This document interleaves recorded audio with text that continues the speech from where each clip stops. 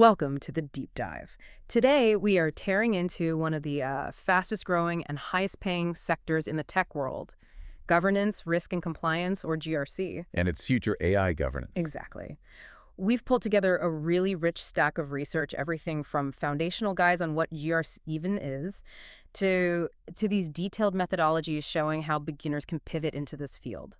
And our mission for you is pretty straightforward. Yeah. We want to give you the fast track to really getting GRC without, overwhelming you with a bunch of textbook theory. And what's so amazing about this field is that it's not really about coding, is it? Not at all. The core requirements are about critical thinking, documentation, and communication.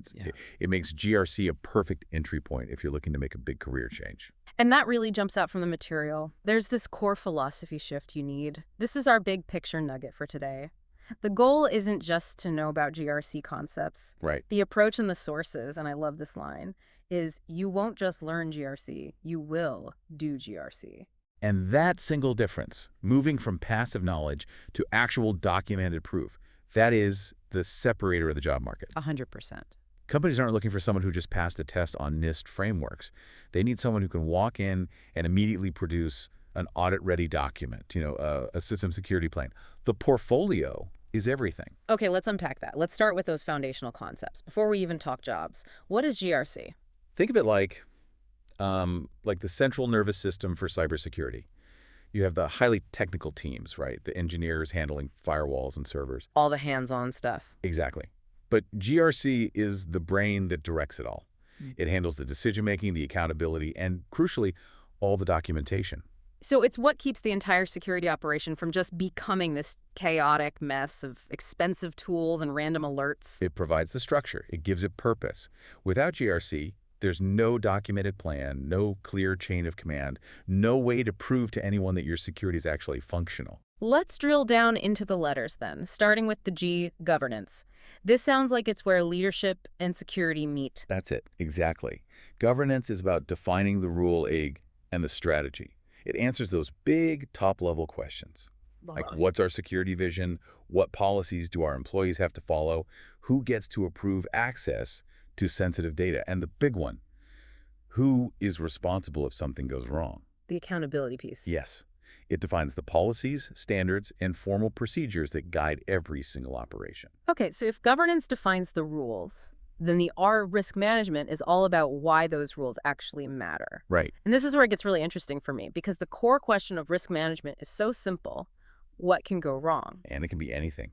Everything. Every business decision introduces some kind of risk. The people you hire, the new tech you adopt, the vendors you trust. And now the AI models you deploy. Especially those. A GRC professional's job is to manage this whole universe of potential failures. So it's not just about worrying. There's a structure to it, right? What actions do they actually take? Oh, it's highly structured. That's what makes it a process you can learn. First, you identify the risk. Yeah. Then you analyze its severity with, quantifiable scoring methods. It takes the emotion out of it. Okay. And then you recommend 1 of 4 actions. And for you, listening, understanding these 4 choices is really key. So lay them out for us. What are the 4? First, you can mitigate it. This is the most common one. You put a control in place, like a strong password policy, to lower the risk. Makes sense. Second, you can transfer the risk. Yeah. Usually this means buying cyber insurance to shift the financial burden. Third, you can avoid the risk completely. Maybe you shut down an old system or just refuse to do business in a high-risk country. And what's the 4th choice? It's the one that a lot of beginners struggle with. You can formally accept the risk. Accept it. Just let it happen. Well, it happens when the cost to fix the problem is way higher than the potential damage. But, and this is critical, you can only do this with documented sign-off from senior leadership. And all of this is guided by industry frameworks. NIST, ISO, SESI 2, FedRAMP. Those are the rule books. Which flows perfectly into the C, compliance. So if risk management is that internal checkup, compliance is the external exam. It's about proving you're trustworthy to the rest of the world. That's the perfect way to put it. Compliance is all about adhering to external mandates. Yeah. Laws, regulations, industry standards. It's how you prove your security isn't just a marketing slide, it's real and it's auditable. And these frameworks are so diverse depending on the industry. If you're in healthcare in the US, you're living in HIPAA. Right, or PCI DSS if you handle credit cards. And for government work, you're looking at NIST 853 and the whole FedRAMP process? Or for a SaaS company, the gold standard is often a SOC 2 report to show customers their data is safe. For European data, you have GDPR. Compliance is really the job of gathering evidence, writing reports, and passing those tough third-party audits. Okay, let's pivot to the practical side of this. For someone starting out, the big question is, what does a GRC analyst actually make? We know we need a portfolio, but what goes in it? We are talking about the foundational documents a business runs on. The materials we looked at highlight 5 key hands-on tasks. The first is building a full system security plan, or SSP, from scratch. That sounds pretty intimidating for a beginner. What exactly is an SSP? Is there one part that's the hardest to get right? That's a great question. An SSP is basically the master manual for a system. It defines its boundaries, the data it handles, who uses it, and most importantly, it lists every single security control protecting that system. And proves they are implemented. Improves it. I think the hardest part at first is defining the scope, the system boundary. In the cloud today, where does your system even start and end? That takes a ton of critical thinking. I can imagine. Okay, so that's the big one. What's the second key deliverable? Second, you have to create a professional risk register with real scoring.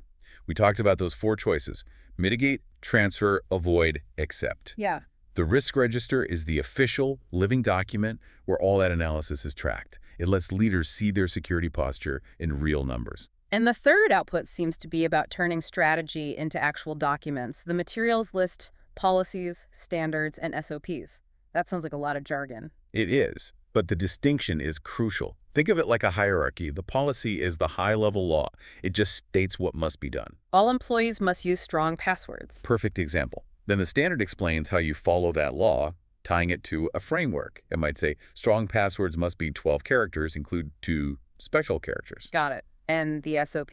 The SOP's standard operating procedure is the step-by-step checklist, the how-to guide for a specific person.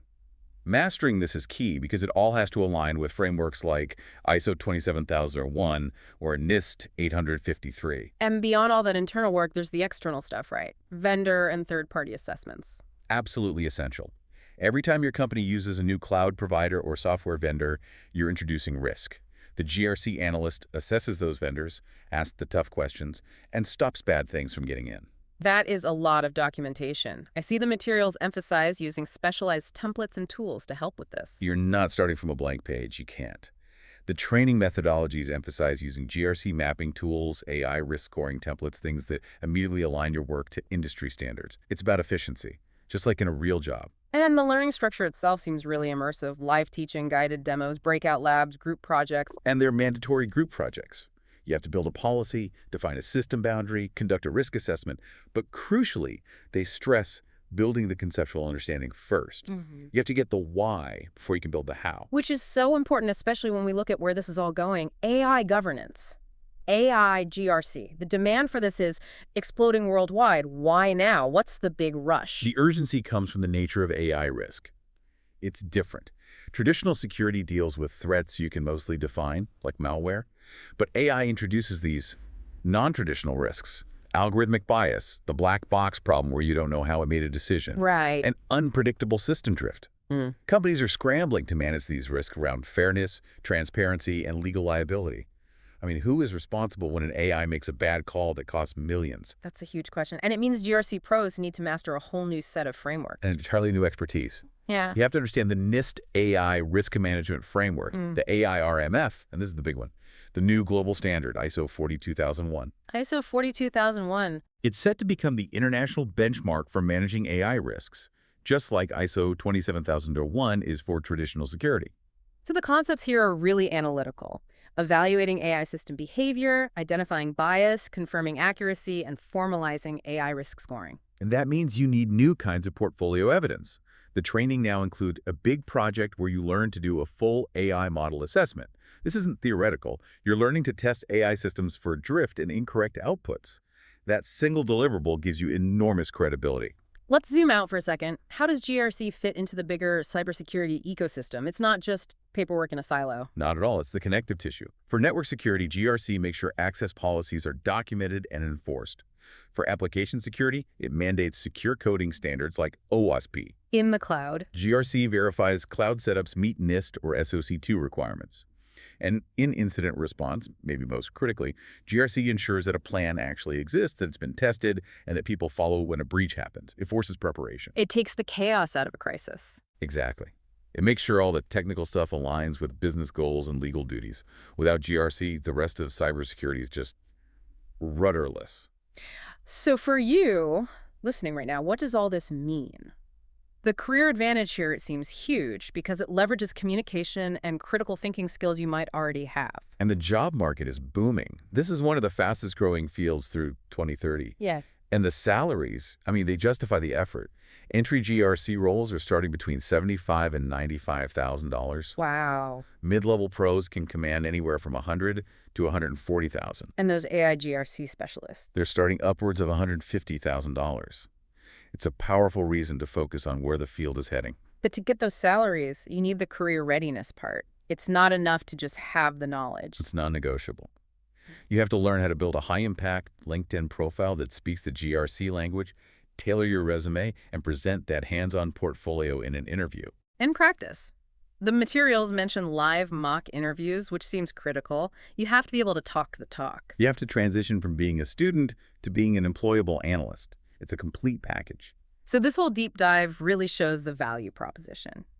You get technical GRC experience, you get the AI governance training, and you leave with a real job-ready portfolio. That's the path. This has been incredibly illuminating. We've covered so much ground, from the G, the R, and the C, all the way to the new challenges of ISO 42001 and AI risk. Here's a final thought for you to consider as we wrap up. The traditional GRC job market, it's competitive.